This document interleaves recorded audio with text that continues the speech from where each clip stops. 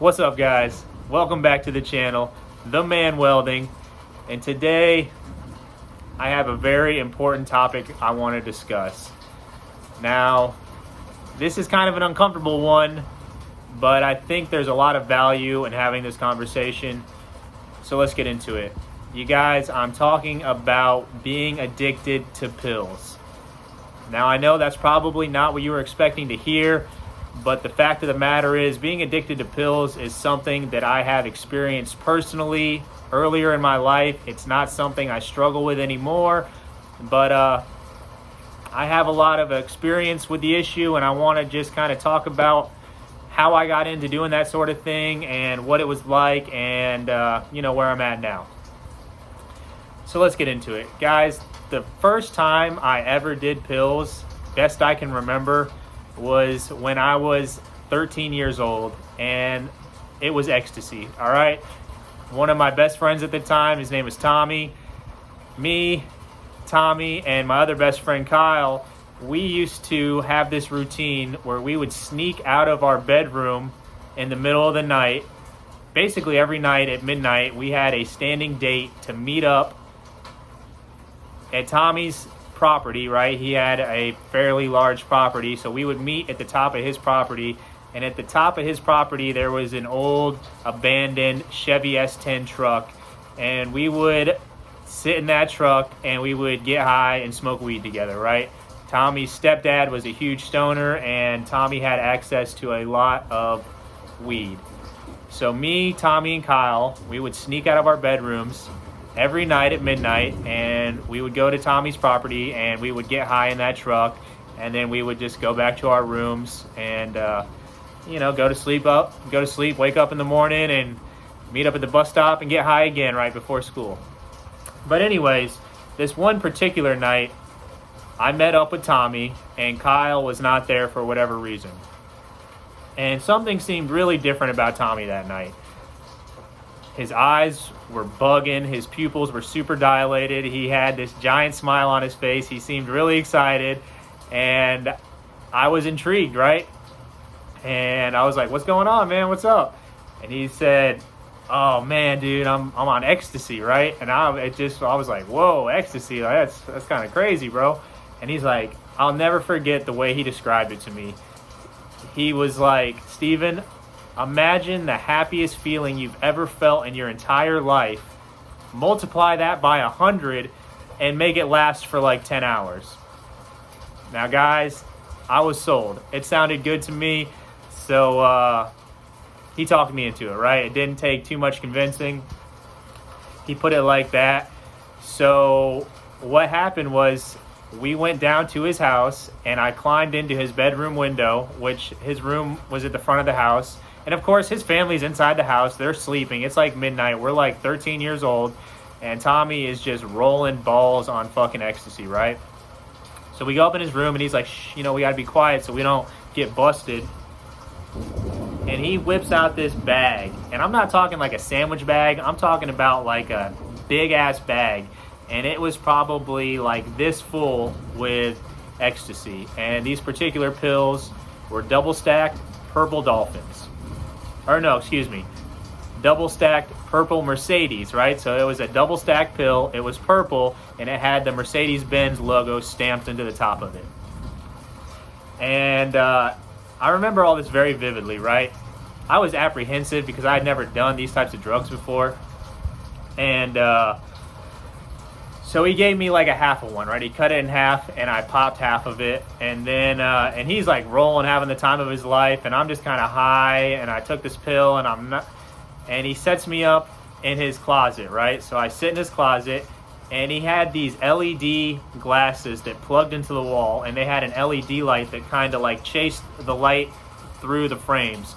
And then he had what was called a rave disc, which was basically a disc that spun really fast, and there was just a single row of lights on it, but as it spun, it made all these crazy like patterns and stuff, right? So I'm sitting in his closet, I got these fucking stupid glasses on, and I'm looking at this stupid rave disc, and I'm not feeling the effects of the ecstasy, and I just felt kind of like ridiculous. And I'm telling him, and he thinks it's like the coolest thing in the world, right? And I'm like, yeah, I'm not really feeling it. At this point, it had probably been like 30 minutes since I had popped that half a pill. So he's like, well, I know what you need to do. He's like, you need to snort some. So he took the other half of that pill and he crushed it up, and I snorted it. And then very shortly after that, I understood what all the hype was about, right? I was rolling really hard. I felt incredible. I can still think back to that experience and kind of remember what it felt like. And it was unlike anything I'd ever experienced. And it really was kind of like the way he described it, right? You get that when you take good ecstasy.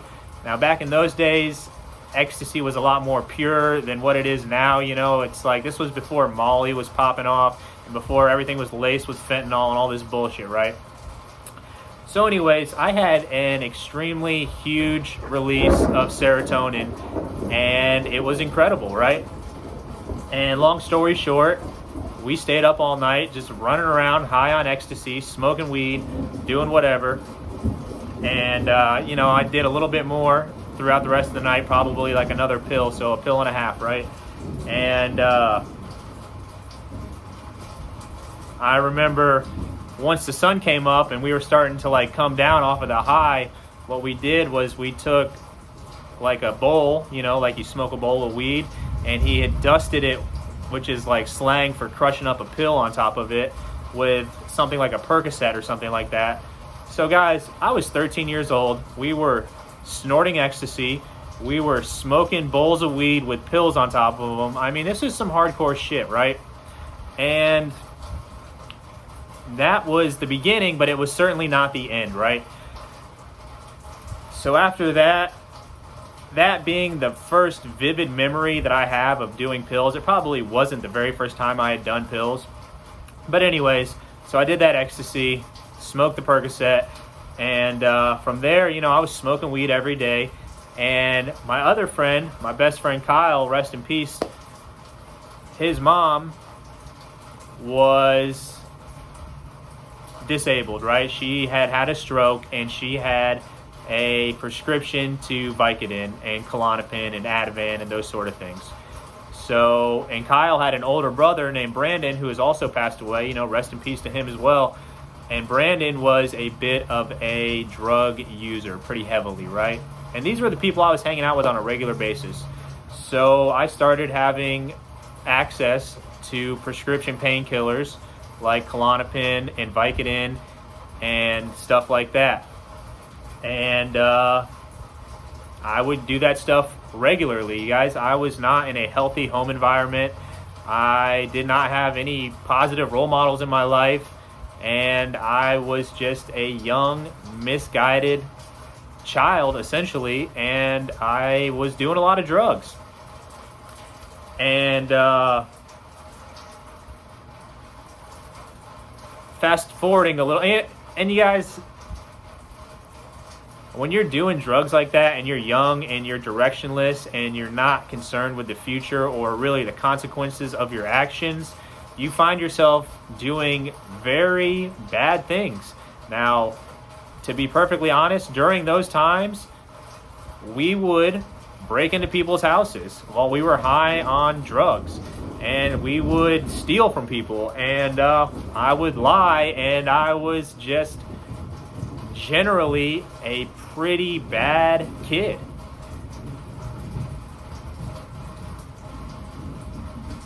And it's crazy because I look back on that time of my life now, and it almost doesn't even seem real because I'm not that person anymore. But the reality is, I was that person back then, and even back then, I didn't have like tons of hate in my heart, and I wasn't out trying to hurt people intentionally or anything like that. I was just, you become so consumed by these substances, and they just make you do things that you wouldn't otherwise do. And to fast forward a little bit, so I think it was the summer between middle school and high school. So I was leaving 8th grade, going into 9th grade.